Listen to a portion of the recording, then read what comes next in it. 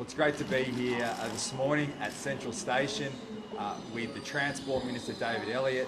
I'm also joined this morning by Dr. Kerry Chant, the Chief Health Officer here in New South Wales, to provide a public health update. But we're here at Central Station, the busiest station in the country, as we get to the next stage of this fantastic redevelopment. This is the oldest station built in 1906, and not only is this a substantial redevelopment, but ultimately it's an engineering feat right here in the middle of our city. To have this station remain operational while undergoing a substantial redevelopment has been a significant challenge for Lang and Rorke, who are doing an amazing job here on this site. But ultimately, this construction forms part of our $108 billion public infrastructure over the next 4 years. The biggest infrastructure pipeline anywhere in the country, if not the world. And importantly, it's these infrastructure projects that provide jobs, provide opportunity and prosperity for the people of our state. Just here alone, on this site, we have around 4,000 workers, and over the life of the project, as high as 5,500 workers are here on this project. And as you can see, being one of the oldest train stations in the country, ultimately this redevelopment is also incredibly beautiful. And as you see, they're building the new, but ensuring that it has that history and acknowledgement of the past. And not only will this be continue to be a functional station, ultimately it will remain an incredibly beautiful one in keeping with the past. So I want to thank all the workers who have been doing a sterling job day in, day out on this project.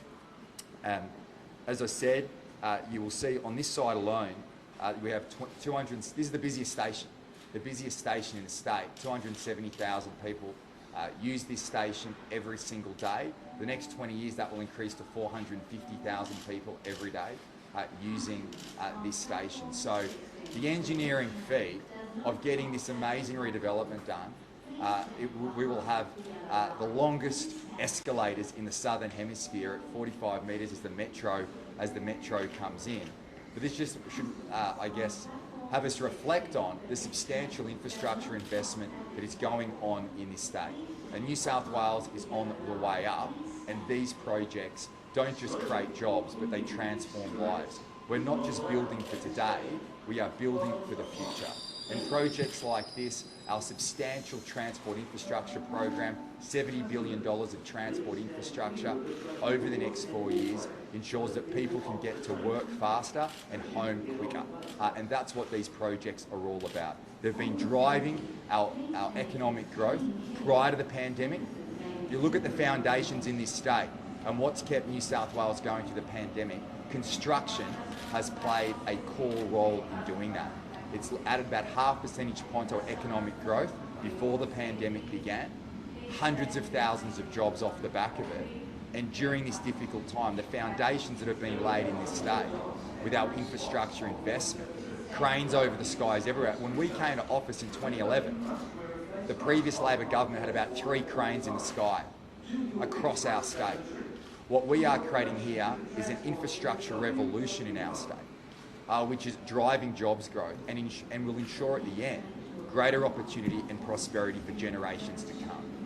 And that's exactly what we're seeing from the city to the bush. And I know just with that $70 billion transport infrastructure investment, that's 130,000 jobs in transport projects alone from the state government.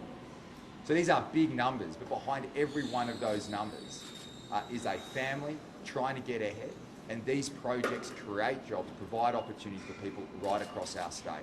And I want to thank all the workers who are here today, the 4,000 workers on these projects, ensuring that it's on time, it's on budget, that it's getting done in a way that ensures our transport system continues to operate. The easy way would be to close this down and get it done, but no, we're getting things moving, we're keeping the city on track, and at the same time building one of the most beautiful train stations anywhere in the world. So I want to thank Lang and Rorke for the work they're doing. I want to thank Peter Regan from Metro, who's ensuring this transport revolution in this state keeps going under the Liberals and Nationals here in New South Wales. You can't just turn these taps on, you have to invest. I remember back in 2011 when the Liberals and Nationals came to office, we had a $30 billion infrastructure backlog in this state. Well, that wasn't good enough. We've turned that around, whether it's transport projects, new hospitals, new schools, road projects from the city to the bush. Cranes are all over the skies everywhere in this state. We've had more cranes over the skies than anywhere else in the world outside of Dubai. That shows the substantial investment we're making in this state, not for the sake of it, to provide jobs in the short term, but importantly, opportunity and prosperity into the future. Just before I pass to Dr. Chan to provide a public health update, I do want to reiterate the importance of the booster shot. We've been saying that day in, day out. It's pleasing to see that number is increasing, kicking close to 49% of the eligible population who have now received the booster shot.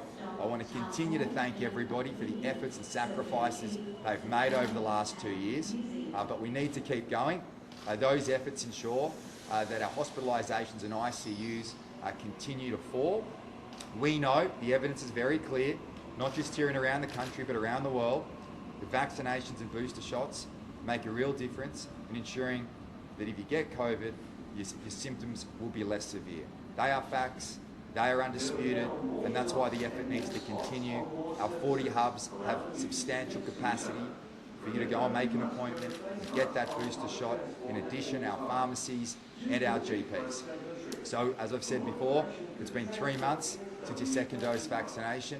Please go and make an appointment for your booster shot. If it's been 4 to 6 weeks since you've had COVID, please go and make an appointment to get a booster shot. It will keep you safe as we move through this next phase. But as we're seeing today, so many green shoots right across our state. We continue to lead the way out of this pandemic here in New South Wales. We continue to get the economy moving. We continue to have substantial capacity in our health system. That's because we've invested over the last 10 years in government, particularly at the outset of this pandemic as well, to increase that capacity.